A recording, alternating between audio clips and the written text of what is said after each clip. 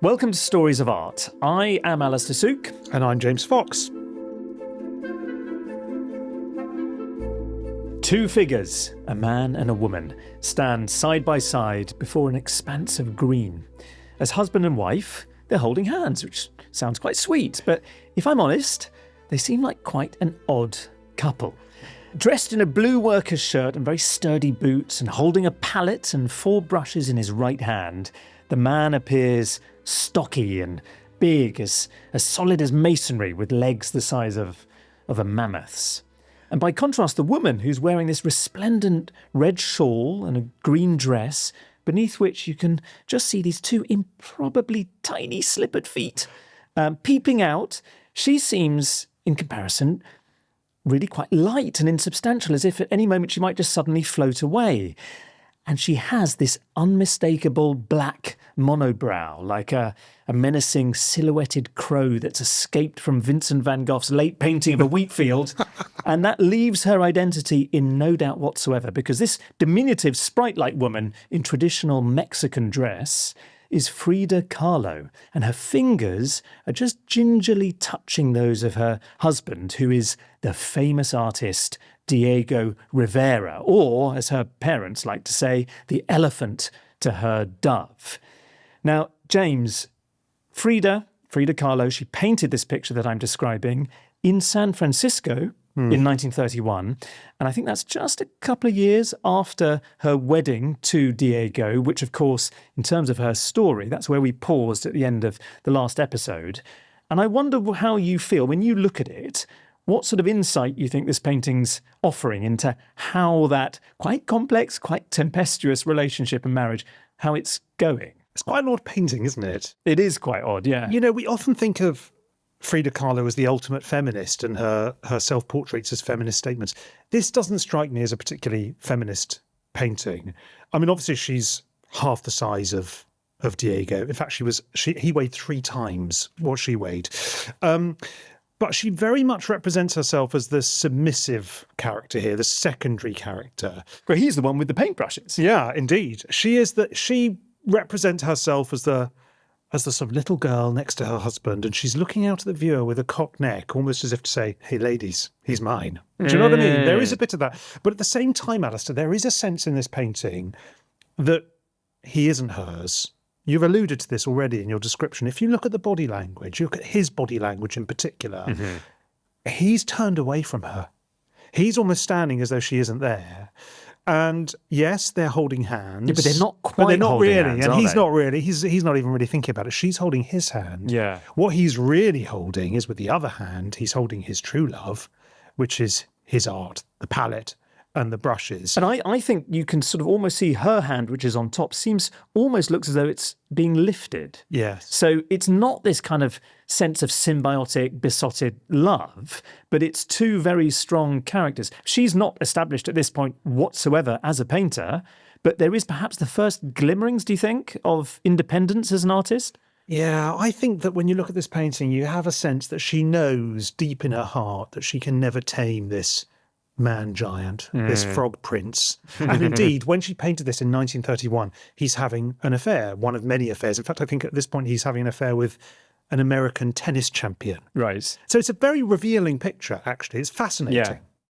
It is fascinating, and it's quite a sort of useful marker for the beginning of an extraordinary period of Frida's life, and indeed her artistic career, which is going to be the subject of this which is our second part of our 3-part series about Frida Kahlo, in which a lot of it, particularly in the first half, is spent, I said this was painted in San Francisco, weirdly for this Mexican artist or Mexican couple in America. Yes. I mean, it's probably worth recapping the story. I mean, I said that we got up to the wedding, but Frida Kahlo, one of the most famous figures of the 20th century, sort of almost transcends art. I mean, she does really, just highly recognizable, known for her self-portraits. She's born in Mexico in 1907.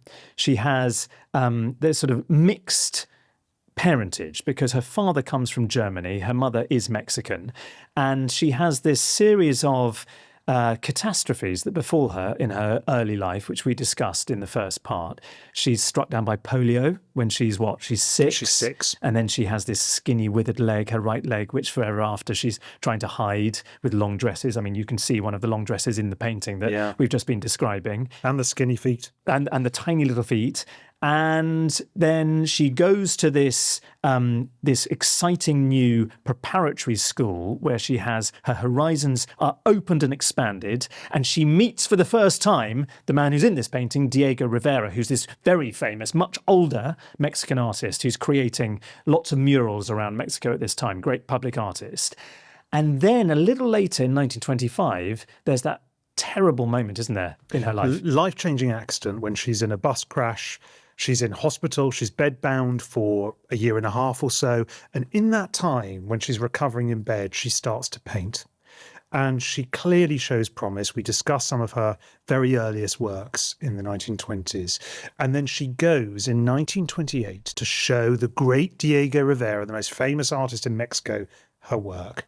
And he likes it. And they fall in love. And in 1929, they get married. So I guess we should probably get stuck in. We've got a lot to cover. There's a lot to cover. So this is the second part of our 3-part mini-series about the Mexican artist Frida Kahlo.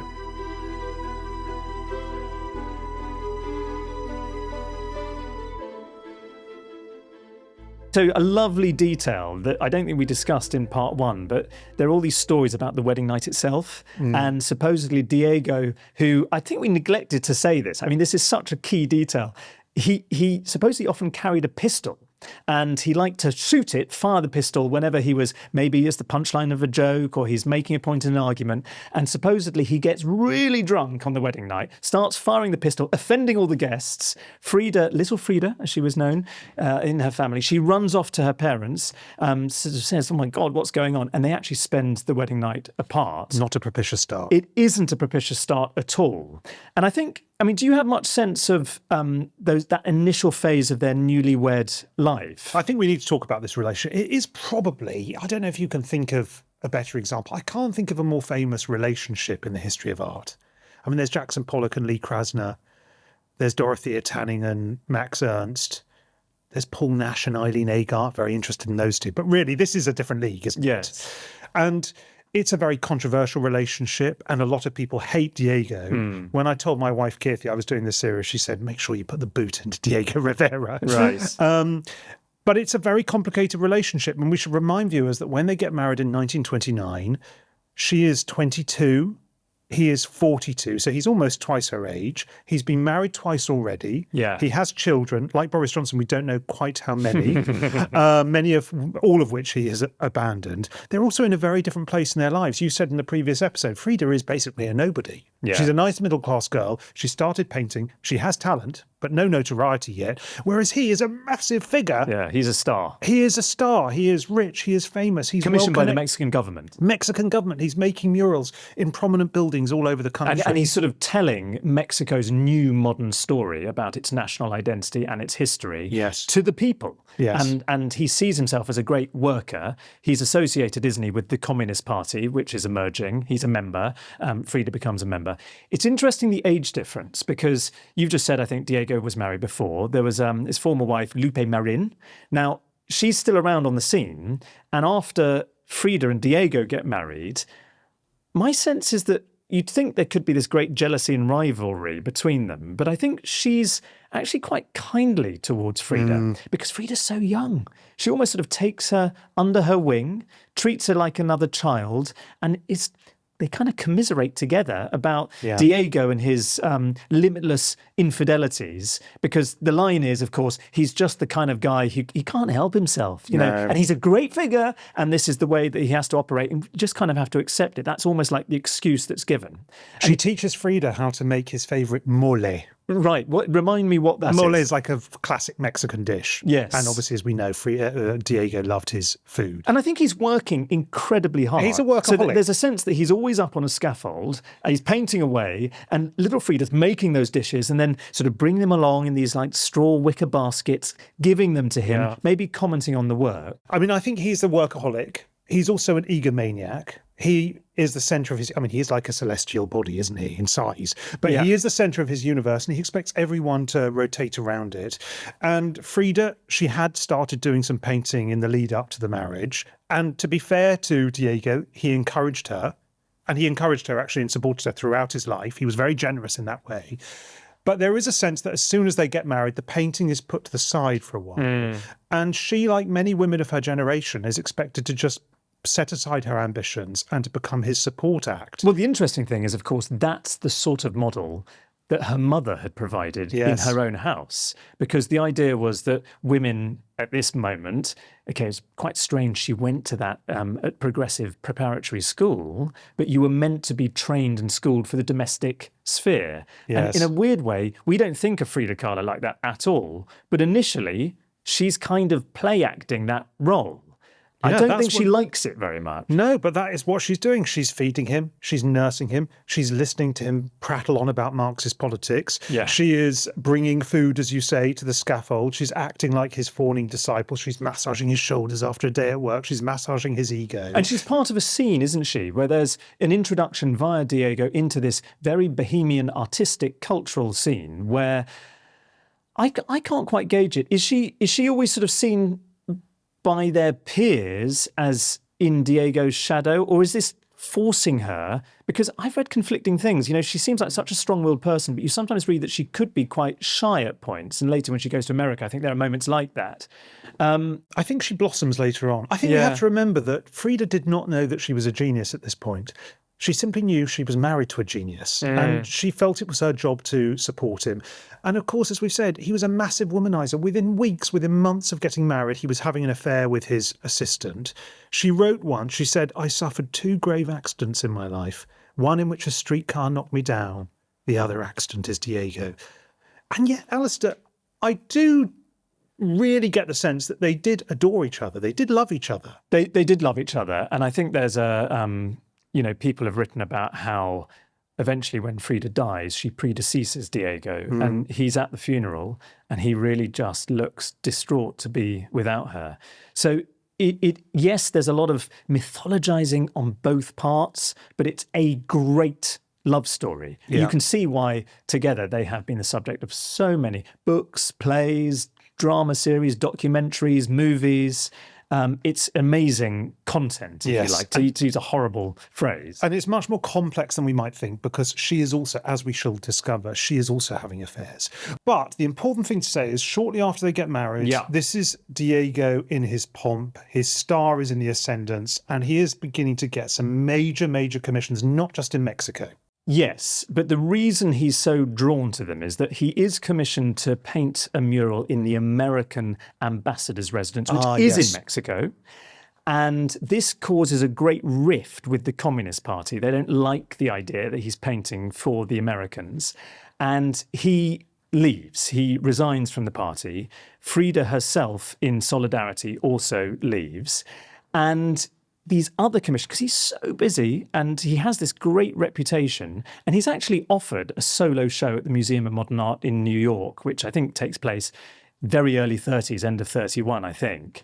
But he gets these commissions, some of which are in the Bay Area, in San Francisco, and that's what takes them to San Francisco. And you have this, because it's quite complicated, it's maybe just worth us just sort of summarising so listeners can get a sense of it. They operate Diego's working in San Francisco, then Detroit, and then New York. So there's this kind of concentrated spell where they are going back and forth. In the early 30s. It's all in the early 30s. Yes. So their first trip is to San Francisco. In November 1930, they go up there. So that's his first big American commission. And that's where she paints the painting that we've discussed at the beginning of this episode. And it's interesting to me that I think they're very well received. I get the sense that they're sort of welcomed by the local community. Fated. Lionized. Well, he really is. And I always just slightly wonder whether that's what you see going on in that painting that we were discussing at the beginning, that she's still sort of Mrs. Rivera rather than Frida Kahlo. I don't think people are that interested, certainly not in her work, apart from maybe a handful of people. And the pattern that you find in America, and the reason she does do some painting, is that Diego is being lionized and he's working so incredibly hard. And she actually finds she has loads of time on her hands. She's quite lonely, I think, at points. I don't think she loves being in America. And it's almost as a way to combat that she does start to paint a bit. Yes. So they start out in San Francisco. He paints a mural for the San Francisco Stock Exchange, which seems rather weird for a communist to be painting a mural for the San Francisco Stock Exchange. Well, we've had the American ambassador. I mean, Yeah. he sort of seems to have left that all. But I mean, he's about to take on a commission from the great Rockefeller dynasty. We'll come on to that. They return briefly to Mexico, then they head back out again. It's quite complicated. And they go to Detroit. We should say, I know we've got a growing number of American listeners to this podcast. Unfortunately, Frida Kahlo... Yes, we do. Frida Kahlo does not like America that much, does she? She doesn't at all. I mean, I think she's quite scathing of the snobbish types who are the sort of rich, wealthy patrons. I've got a passage here. Can I read it? Yeah. She says, high society, because of course, as we say, they're being lionized. They're going to parties and festivals and openings and all these kinds of things, having grand dinners. She says, high society here turns me off. And I feel a bit of a rage against all these rich guys here, since I've seen thousands of people in the most terrible misery without anything to eat and with no place to sleep. Although I'm very interested in all the industrial and mechanical development of the United States, I find that Americans completely lack sensibility and good taste. She's quite rude about the way some of them dress when they're maybe slightly later imitating the way she dresses, which we'll come on to is very exotic. But it's interesting in that passage, she still has good, as it were, left-wing progressive sort of communist principles on the side of the workers. And this is sort of relevant to what they're doing eventually in Detroit. Yeah, so April 1932, they head to Detroit, where he has been offered a staggering sum of money, actually. He's offered $10,000. I did the conversion. Right. That's over $200,000 today. Not bad. So it's a very, very big deal to paint a mural about the industry of Detroit, which is, of course, the motor car. It's where This is the Ford, yeah. It's Ford. I think it's Henry Ford's son who commissions him, Edsel Ford. yes, to paint a mural in the Detroit Institute of Arts. Have you ever been to the Detroit Institute of Arts? I have to confess I have not. It is one of the best museums I've ever been to. I've been two or three times. Is it because of this mural? It's partly that, yeah. I've been there 2 or 3 times. It's one of those museums where you go from room to room and you go, that's here. Right. Oh my God, that's here as well. That hits, it's got Van Gogh's Postman. It's got Whistler's Falling Rocket, the most probably controversial painting in 19th century Victorian art. It's got Artemisia Gentileschi. We've done a series on Artemisia Gentileschi, her Judith and her maidservant. Yes. It's got a Giovanni Bellini that's so beautiful it brings tears to my eyes.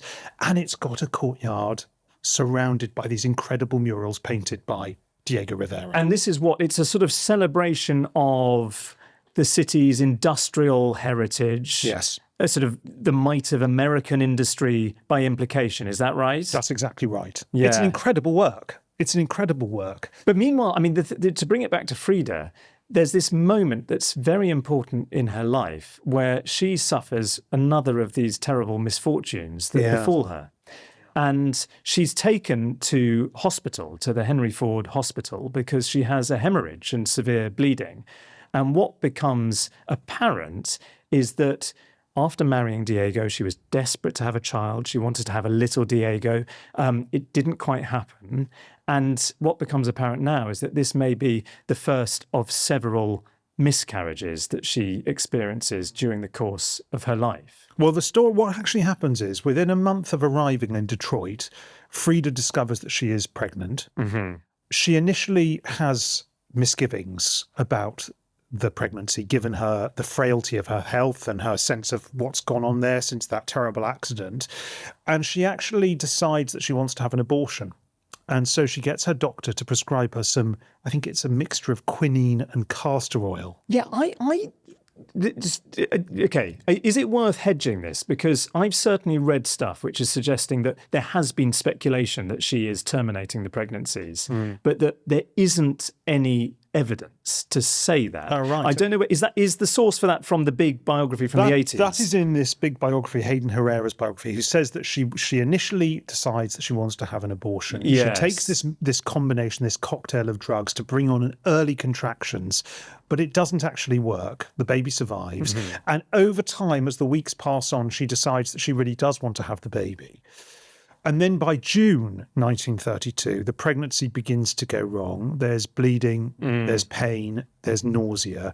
And on the 4th of July, Independence Day, as it turns out, during a long night of tears and bloodshed and agony, she loses the baby, and she ends up being taken to the local hospital, which is called the Henry Ford Hospital. Yeah. And she spends 13 days there, really in despair. And on her return home, that is when she paints a picture about her experience, which some people, I don't know what you think, consider it her first great masterpiece. And this is the Henry Ford Hospital so of 1932. Painted in 32. And I mean, what you see in this painting, which is magnificently violent and strong And bizarre. Is a bed in the middle of the composition with a naked woman who does resemble Frieda lying on the bed with her long black hair on the white pillow, and you can see her pubic hair in between her legs, which are raised on the bed, and a lot of blood, which is underneath those raised legs. And she seems to be holding these red, what are they, ribbons? They're sort of ribbons. Umbilical cords. Veins, possibly, And each of those ribbons is connected to a different thing that seems to float almost like bizarre, surreal kites, kind of in the sky or beneath the bed around her. So you can see there's a pelvic bone, there's an enormous snail, there's a large, very centrally above the bed against the sky, a large male fetus, which presumably represents the child that she has lost. There's some sort of mechanical contraption. There's an orchid. And in the background, you can see the industrial skyline, I guess, of Detroit. It must be Detroit where Diego was working. And he's over there working away. And I think the thing that's fascinating about this is it's uncompromising in terms of how frank it is. So there's a lot to kind of untangle. I mean, do you have a sense of what these various symbols, these objects which are floating there, they're clearly part of her emotional psychodrama, if you like, but, what they represent? I mean, I mentioned the fetus, but there's a snail, there's the pelvic bone that would have been, sort of ravaged during that accident that she had in 1925. And this is clearly a psychological self-portrait of her mental state post this miscarriage. The objects, as you say, are very mysterious. They orbit her almost like moons around a planet. There's been lots of speculation about the meanings of them. I think the torso, there's a torso on the upper left, which might refer to the insides of her body, the things that haven't, she thinks, been working correctly. You can see her spine in it, can't you? It's like an X-ray. And she had such problems with her spine ever since that accident. The snail could be the slowness of the pregnancy, the slowness of the miscarriage. The machinery, I don't really know what the machinery is. It's clearly something she's probably seen in Detroit, but can it sort of be an indication of pain? Maybe some of the machinery that was used in the hospital. I think the orchid was a gift that Diego had given her. It's interesting. I don't know whether this is a sort of random interpretation. Something I came across is suggesting it almost is uterus-like. So it may sort of double.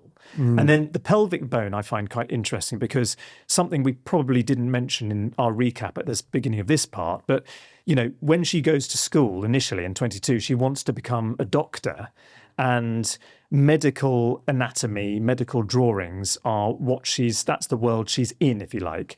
And that's what you sense in this pelvic bone at the bottom right of the painting. It feels like it has quite a precise quality, doesn't it? Like a medical diagram almost. It's just struck me based on what you're saying. We did a few weeks or months ago an episode about Jean-Michel Basquiat, who suffered a road traffic accident, ended up in hospital, became very interested in anatomy of his own body. There are some similarities there. Definitely. I think it's an incredibly interesting picture. It's a very surreal picture, but it's also very Mexican in many ways. Now, a number of scholars have described this connection here to a very specific Latin American Mexican artistic tradition associated with Catholicism. These production of these sort of votive little devotional pictures that were often called retablos. And these little pictures, they're usually very naive in style. Almost this one is sort of naive in style. Spatial recession isn't really depicted in a classic way. They're often painted onto tin. I think this picture may be painted onto tin. I'm not entirely sure. And that they were designed to thank a saint or the Virgin Mary or Christ for a miracle. So usually they would depict an incident that had happened in someone's life. It could have been a car accident. It could have been recovering from a disease.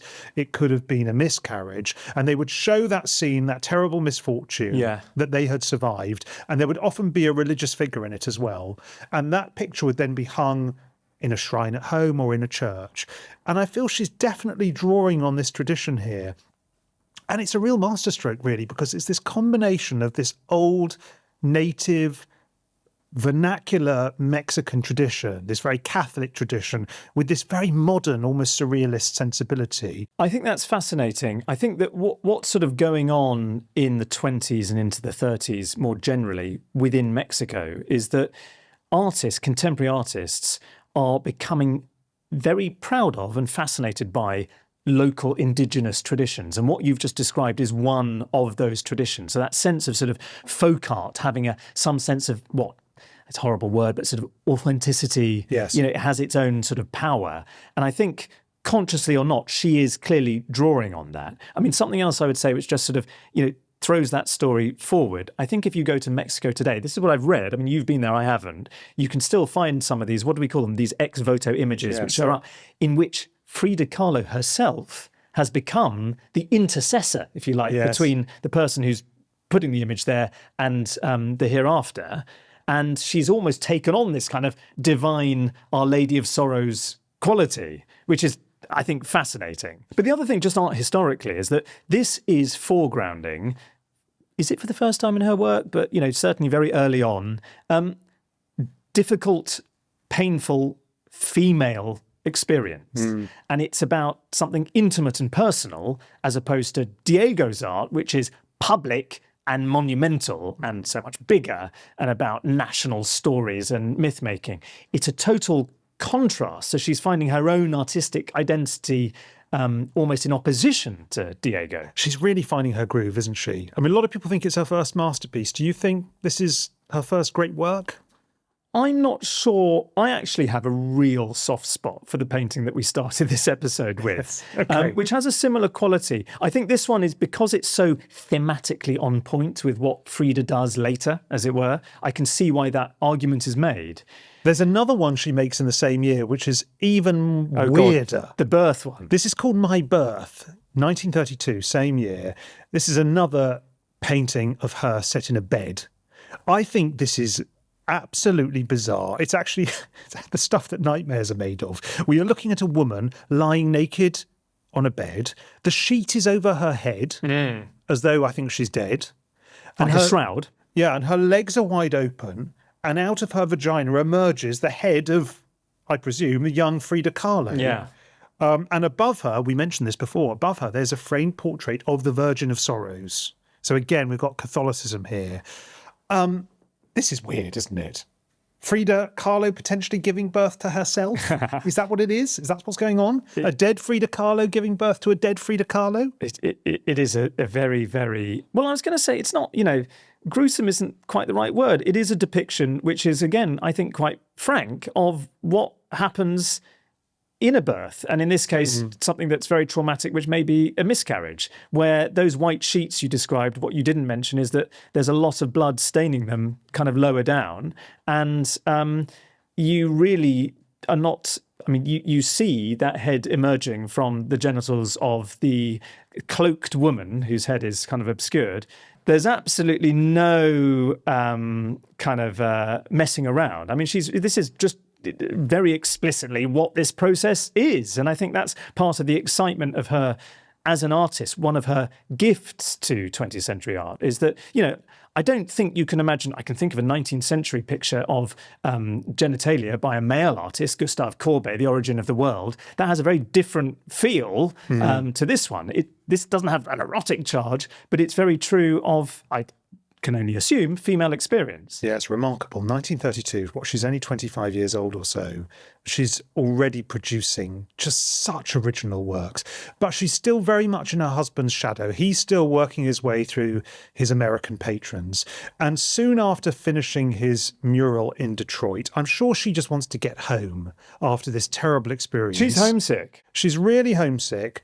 But they have to now go to New York because he's got another commission. And this is a very controversial commission. It's a great story, actually. I just want to tell it very briefly if I can, because in 1932, Rivera is invited by the Rockefellers. I think Nelson Rockefeller, who's a very, very famous businessman, goes on to become Gerald Ford's vice president in the 1970s. And they have just constructed this network of buildings in Manhattan called the Rockefeller Center. And they want a mural for number 30 Rockefeller Plaza. Now, some of our listeners might have watched the sitcom 30 Rock. Yes, indeed. It's the short for 30 Rockefeller Plaza. So they have a big lobby. The buildings have just been constructed. Amazing Art Deco buildings. I think they asked several artists to do this mural in the lobby. I think they asked Picasso, not interested. Asked Matisse, not interested. So the Rockefellers go to Rivera. But isn't that interesting in itself? That's the stature that he has at this moment. By this point, he has had this retrospective at MoMA, Museum of Modern Art in New York, and he was only the second artist to show there, the first one being Matisse. Oh, was it Matisse, the first one? Yeah, so, well, he gets a lot of money. So the Rockefellers offer him... I said the last commission was a lucrative one. That was $10,000. This is $21,000. This is about $500,000. Surprise, surprise, he accepts the offer. He accepts the offer, communist that he is. Yes. He accepts the offer, and after working through various sketches, he creates a scheme called Man at the Crossroads, which is a story of humanity and the future and where humanity is going to go. But Diego, as we've said, has very leftist political sentiments. Yes. You think the Rockefellers might have anticipated that? I know. Because what's the reception like? It's not great because he cannot help himself. As he's painting this mural, he keeps inserting these leftist messages. He's representing capitalists. Of course, his patrons are the great capitalists of America. He's representing capitalists as kind of crazy, as crooks. He's representing Marxist society as a utopia. And obviously, the straw that breaks the camel's back, Alastair, is when he decides to paint one character as Vladimir Lenin, the architect of the Russian Revolution. Not so popular in Manhattan. Not so popular in Manhattan. And Rockefeller says to him, look, Diego, you can't have Lenin on this mural. Yeah. And also, we didn't agree on this. It's not in the sketch. Can you please just paint over it? And Rivera says, no. I mean, good on him, actually. Really? I'm on the Rockefeller side on this, actually. They're paying him an enormous amount of money. A scheme was devised. But James, he's not a hack. He's a hack. I think that's the point. Right. But anyway, they ask him, could you just cover up that face? Could you just represent another face? He refuses. They ask him again. Again, he refuses. And ultimately, on the 9th of May, 1933, he's in there painting in the lobby. 12 guards storm in. They escort him off the property. They hand him a check for the full amount, so he still gets his $21,000. They fire him. They banish him from the building. Over the next 30 minutes, they remove the scaffold. They cover the painting up with paper. And the following year, they destroy the painting. Doesn't exist. Interestingly, he does get to kind of do it again in Mexico. The government in Mexico say, look, here's a building, you can actually recreate the mural, and he does. So it does exist. It's now, there's another version called Man Controls the Universe or Man in the Time Machine. Is Lenin in that one? I can only assume he is. He must be, surely. Otherwise, what was the point of this? But, while Rivera is engulfed in a crisis of his own making, because it is of his own making, what is Frieda up to in New York at this time? She's not doing a great deal of painting, is she? Well, I find this moment actually very interesting because what we haven't discussed much is the way she's presenting herself. Yeah. So I think she is feeling quite lonely, quite homesick, and possibly at points a bit bored. I think she is enjoying going to the Museum of Modern Art. That's a stimulating place for her, recently opened. She's not loving the kind of grandees, those kind of, the upper class society dinners and receptions in Rivera's honour. And to really try and, I don't know, maybe get herself noticed or just even entertain herself, she's starting to think very much about self-fashioning And Yes. I mean fashioning, what she's wearing, costume. And she starts to parade up and down Fifth Avenue wearing these very distinctive Mexican indigenous costumes, which are known as Tejuana costumes, and also very big Mexican jewelry, to the point where there's a little story about, she's causing a scene, a bit of a stir. Children are following her along Fifth Avenue saying, hey, where's the circus? Really? Supposedly, is one of those stories. But, it's not just a frivolous thing, because I think the way she does present herself in terms of her costume is itself one of her works of art. And it's certainly one of the aspects of her that is so memorable. We've touched on this idea of artists, progressives in Mexico at this moment. They're getting very excited by, inspired by Mexican traditional customs and culture, indigenous culture. And this is her version of that. She's really engaging with a particular part of Mexico. Do you know anything about that? I think the Tehuana dress is part of the indigenous dress of the women of Oaxaca, where her mother came from. Southeast Mexico, the sort of narrowest part of Mexico, is this isthmus of Tehuantepec. And the reason it's famous is because it has this society that is supposedly matriarchal. Ah, yes. Run by very strong women. And there's a very distinctive costume. You often have these long skirts, which of course Frida likes because it hides the right leg, which she was always self-conscious about.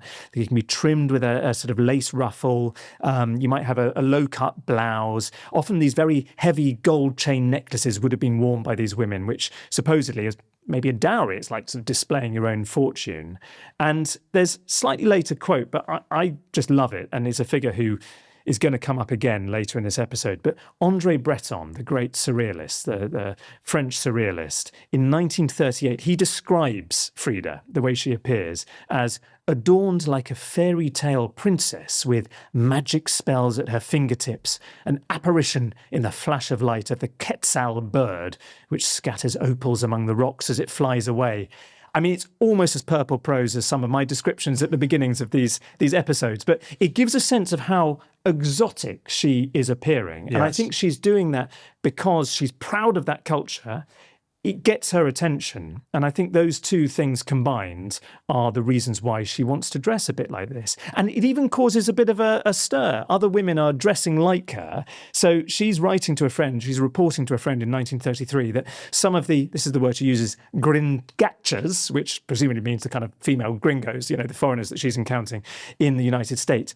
They even imitate me, she says, and want to dress as, quote unquote, Mexicans. But the poor things look like turnips.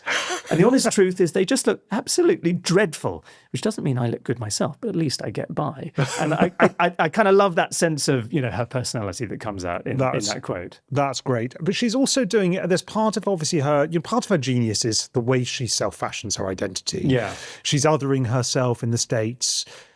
But also Diego loves her in that dress. Yes, he does, of course. This is a big interest for him, isn't it?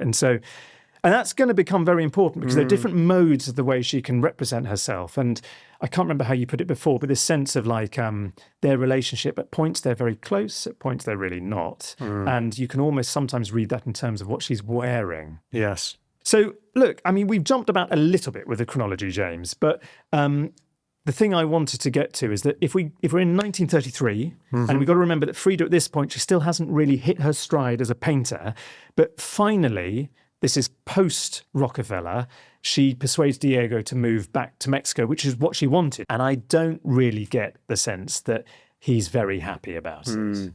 They move into a really extraordinary house, don't they, that he has had built for them. Just describe the house. Oh, it's a remarkable house. It's a modernist property. It feels almost like the Bauhaus. It's surrounded by this incredible fence that's made entirely from cacti. Right. But the important thing to remember about it is that it's not one house, it's two buildings joined by a bridge. Is it one each? Yes, they have one each. That's kind of telling in itself. I think it's very revealing. I mean, it's almost like, who are the famous people who live in separate houses next door to each other? Tim Burton. Tim Burton and Helena Bonham. It's that kind of thing.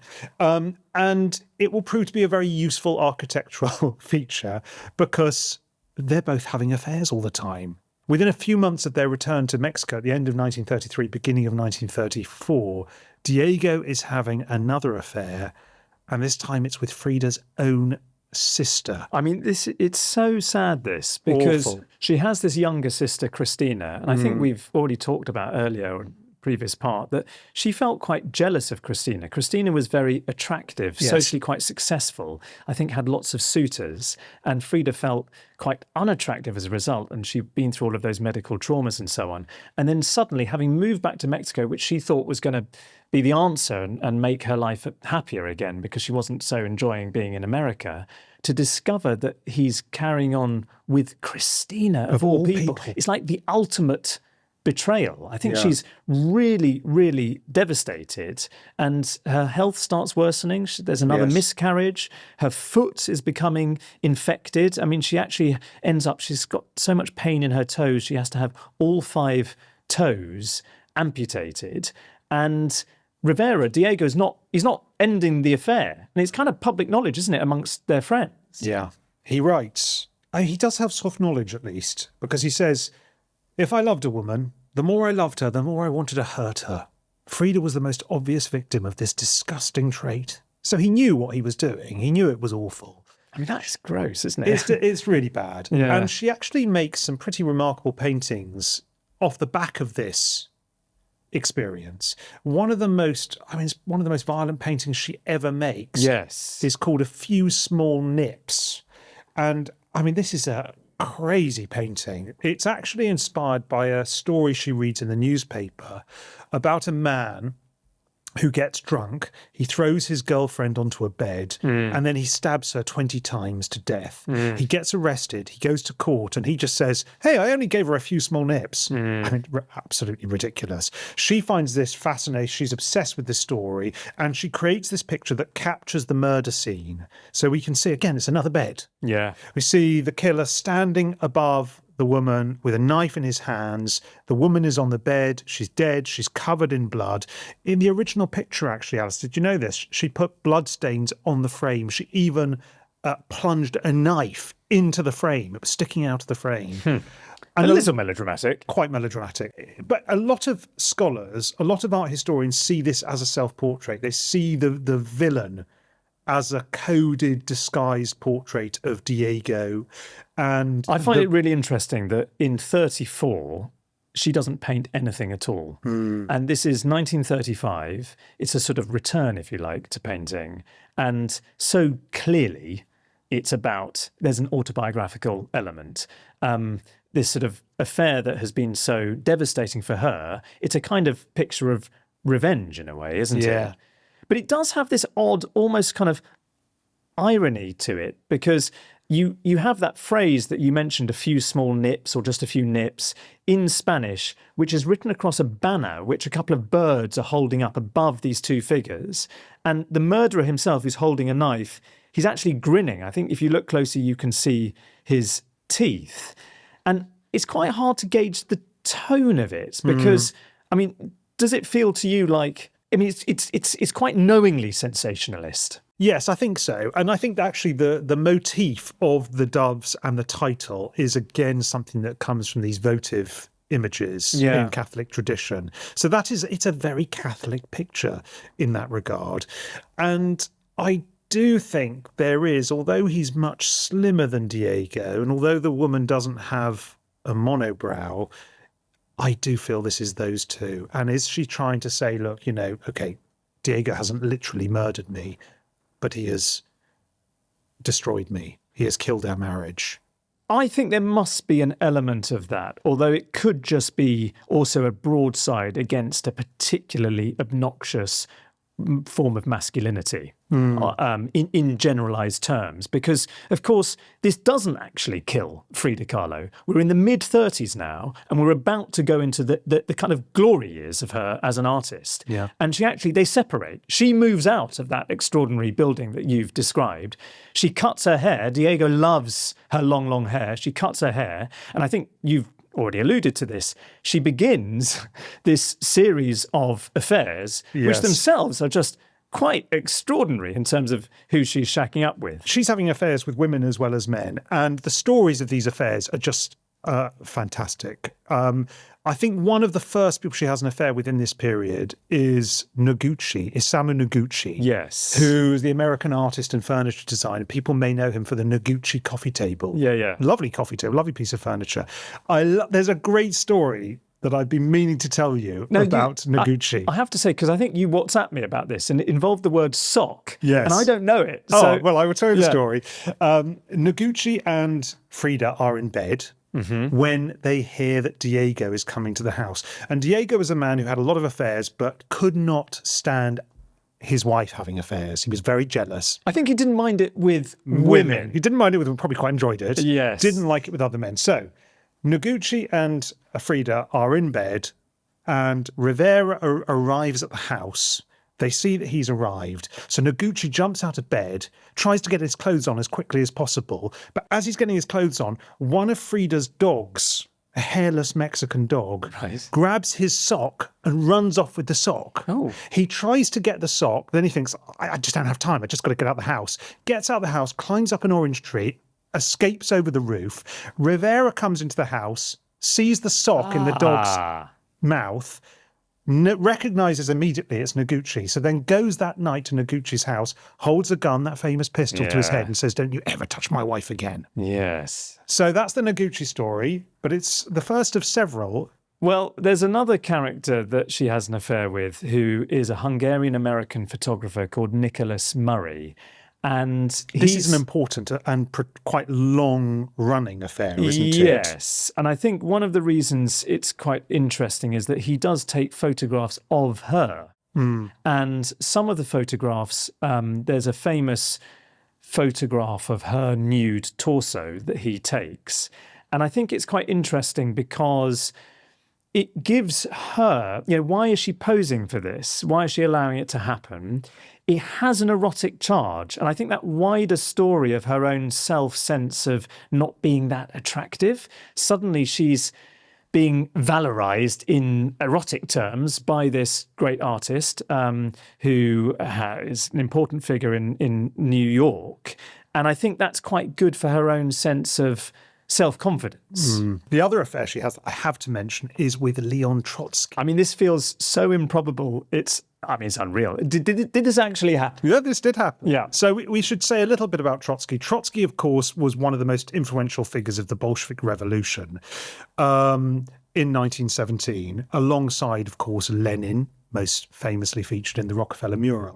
But after Lenin died in 1924, Trotsky became embroiled in this really bitter power struggle with Stalin. Yes. Stalin wins that war, and in 1927, Trotsky is expelled from the Bolshevik Party, and in 1929, he's expelled from Russia. Yes. He goes in exile, he spends time in Turkey, in France, in Norway, and when Norway expel him, under pressure from the Soviet Union, Rivera, who is a devout Trotskyite, persuades the Mexican government to offer him asylum.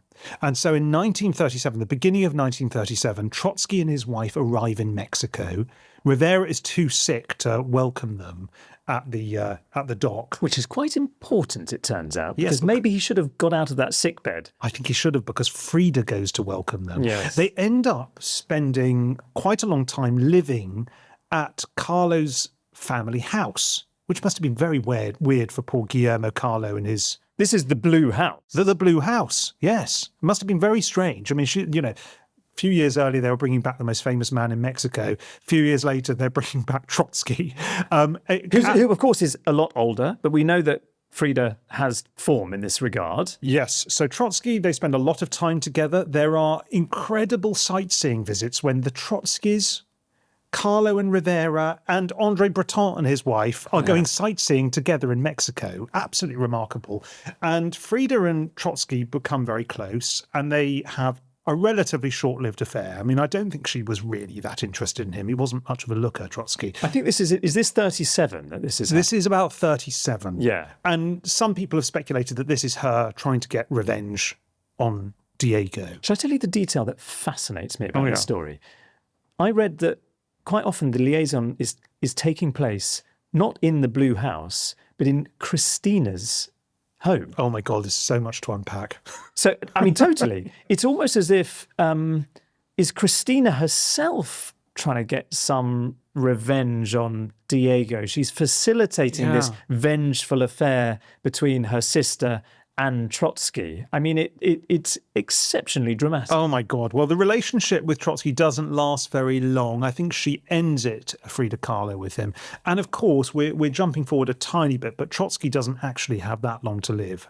Throughout his time in Mexico, Stalin's men, Stalin's agents are searching for him. They're trying to kill him.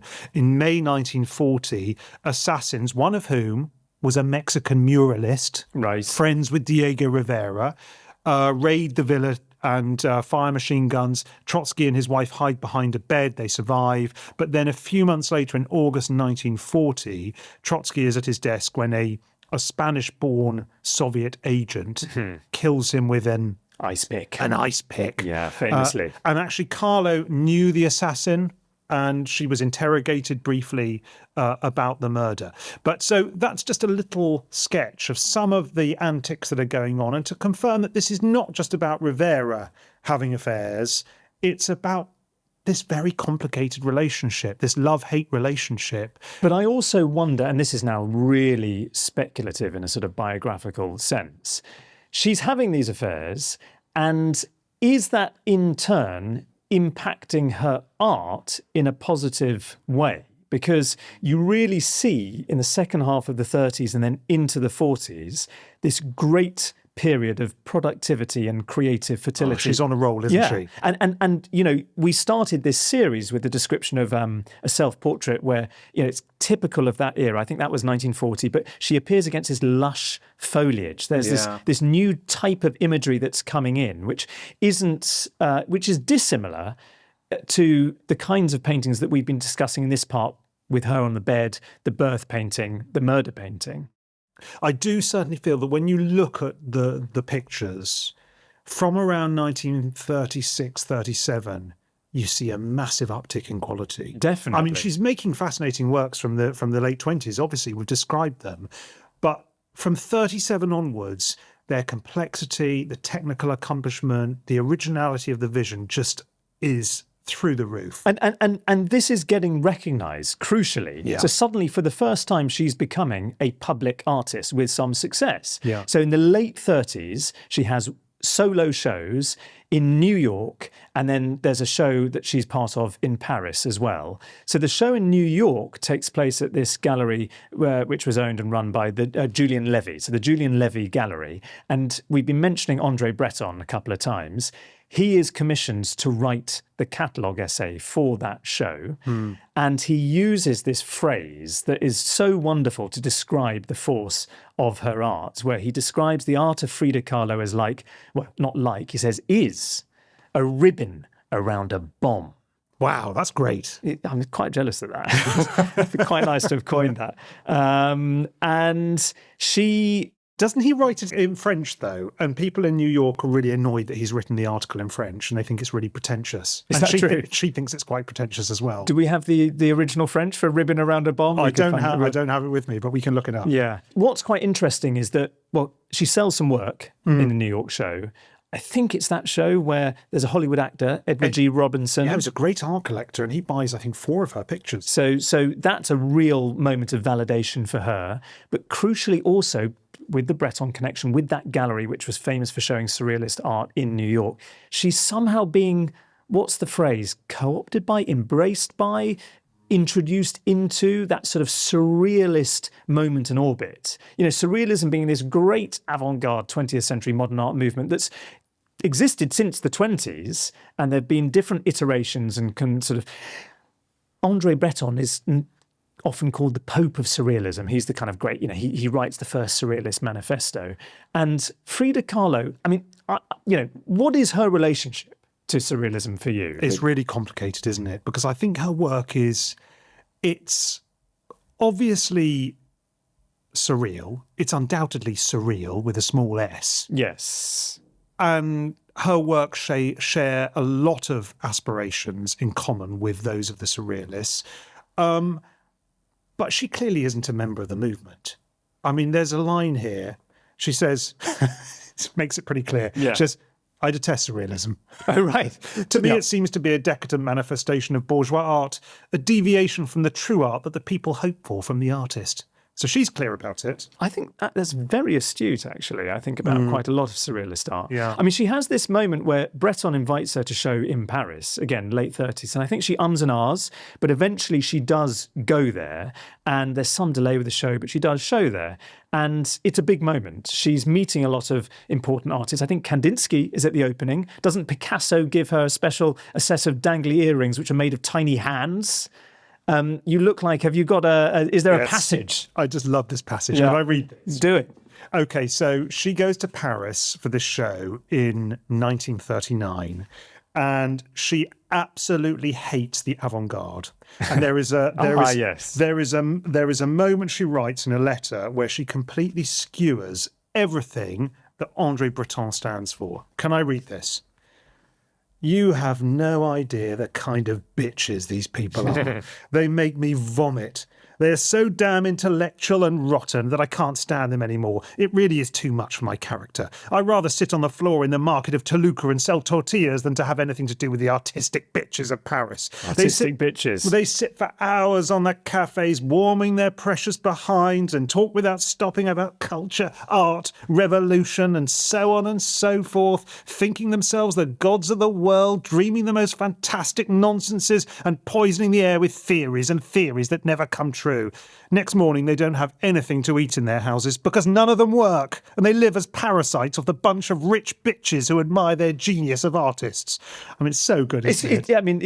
It's vituperative. Yeah. And it's quite interesting because she's being feted, actually, in Paris at that moment. So there's the fashion designer Elsa Schiaparelli, who designs the robe of Madame Rivera for her. She's given Schiaparelli's perfume, which is called Shocking, which she uses for the rest of her life. She is, I think it's her hand with her rings, is that right? Which actually appears on the cover of French Vogue. But that quote's so fascinating because she doesn't want to become, is the word maybe colonised by the European That's surrealists? a good word to use, actually. Yeah. I just think that there's a sense where at this moment she suddenly becomes fashionable and she's quite exotic, and it's often quite, it's European men who are interested in Frida Kahlo, but almost as a sort of diversion. And she does have that very independent spirit. I mean, couple of quotes that I'd written down before coming here. I mean, she said, 38, I never knew I was a surrealist till André Breton came to Mexico and told me that I was. And she's, you know, like you say, denying that she was a surrealist. They thought I was a surrealist. I wasn't. I never painted dreams. I painted my own reality. That's very interesting because she does, in her pictures, as we've seen in the course of this discussion, she is painting something that feels, as you say, surreal with a lowercase s, but it also feels very real and linked to her own life. Yes, but also very Latin American. And I suppose you use the word colonization. She's identifying surrealism with the old world, with Europe. And so it doesn't feel like a good fit. What we have is she has this sort of conflicted time in Paris, where she's sort of fated, but she comes back and she returns to Mexico. And actually, summer of 1939, she's back in Mexico, and things becomes quickly very apparent are still quite tense between her and Diego. And there are lots of different ideas about maybe who comes up with this idea, but eventually, later that same year, Frida and Diego are they're divorced. So that's the end, for now, of their relationship, of the marriage. And they go their separate ways in legal terms. And off the back of that separation, Alastair, Frida in 1939 makes the most astonishing painting, which is called the Two Fridas. I mean, this has to be one of her, if not the most famous work of art that she produces. And a lot of the paintings we've been discussing, they're quite small. This one is actually quite large. So in a sense, it's an outlier. And what we're looking at are two figures seated on a bench. And the first thing that becomes immediately apparent is that the two figures they're dressed very differently, but they appear to be either identical twins or basically the same person. Essentially, it is, as the title suggests, Frida Kahlo on the left, and then Frida Kahlo on the right. And behind, there's this very stormy, turbulent sky. Do you remember that really early self-portrait we spoke about from 1926 with that dark sort of stormy sense in the background? There's a similar quality perhaps here. This feels quite El Greco, the sky, doesn't it? It does have that quality. And I think the thing that's interesting about it is this very deliberate contrast where you have this odd doubling, which makes you do a double take, but because the clothing's so different, they have very different identities. So the figure, as we look at it on the left, is Frieda in this, what appears to be a very high-necked, maybe 19th century sort of quasi-wedding dress, which is very, very white. And then the figure on the other side, and they're holding hands, the two Friedas, she is dressed in this, she has this long mustard-coloured skirt that's very similar tone and colour to the ground beneath their feet and around them. And it's clear that that Frieda's dressed in indigenous costume. So you have her sort of European identity and roots on one side, and then her Mexican indigenous identity on the other. And the other key detail to mention, because I haven't yet, but it's so prominent, is both Friedas, their hearts, their actual hearts are visible and exposed. And out of these hearts are coming these veins that sort of slightly wrap around the figures, twine around the figure that as we're looking at it on the right. The figure in the white dress has this, what is it, a surgical implement? Looks like a pair of scissors. Forceps, which seems to be clamping one of the veins to stop all this blood, which it's a very visceral detail, clearly, but, that seems to be dripping on and staining the white dress. And just last detail to point out before handing over, the indigenous Frieda, the one on the right of the picture, she's also holding something in her left hand. Oh, this is meaningful. And it's tiny. It'd be easy to miss this, but it's a small, it looks like a sort of cameo. And I think what it is, if you look really close, it's a small child. And I think it's based on a photograph of the young Diego Rivera, which she's holding in her hands. What the hell is going on here, James? I've got no idea. No, I think that the conventional interpretation of this is that, yes, indeed, it's partly representing her dual identity, her European parentage on the one side, her indigenous Mexican parentage on the other. But it's also a representation of her relationship to Diego. So they've just separated.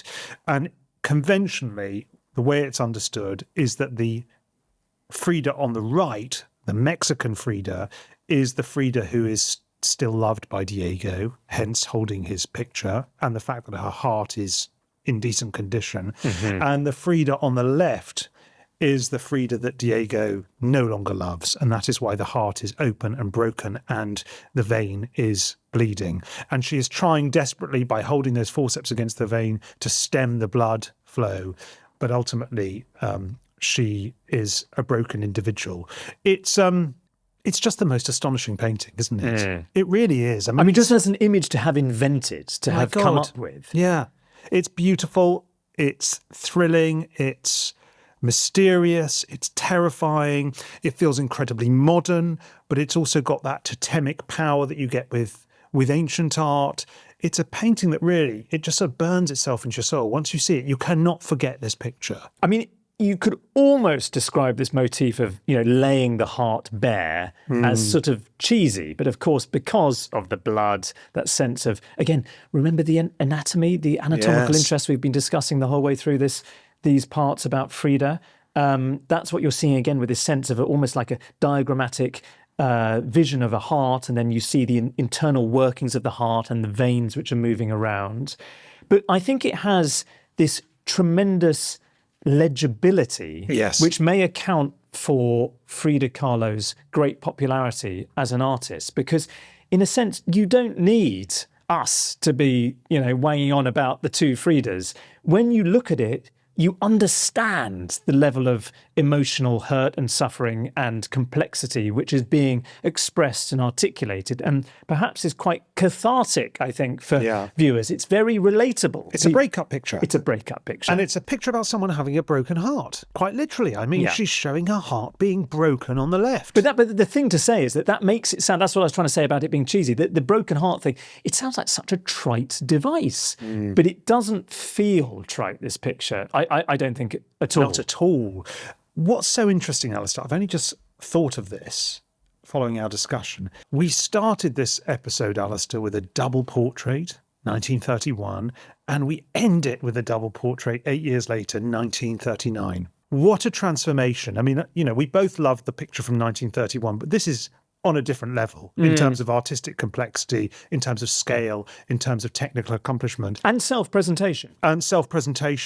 But it's also a very different story because the first picture that we discussed at the start of this episode is about the union of Diego and Frieda. But there is a seed sowed in that picture that we know it's not all is right. Yes. And this is a picture about their separation.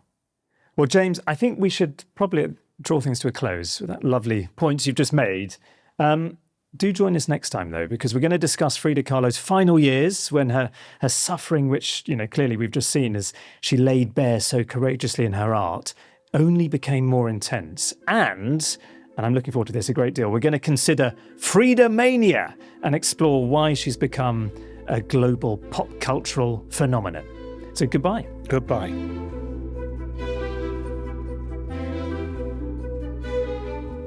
If you've enjoyed this episode, please do follow Stories of Art wherever you get your podcasts and maybe even leave a review.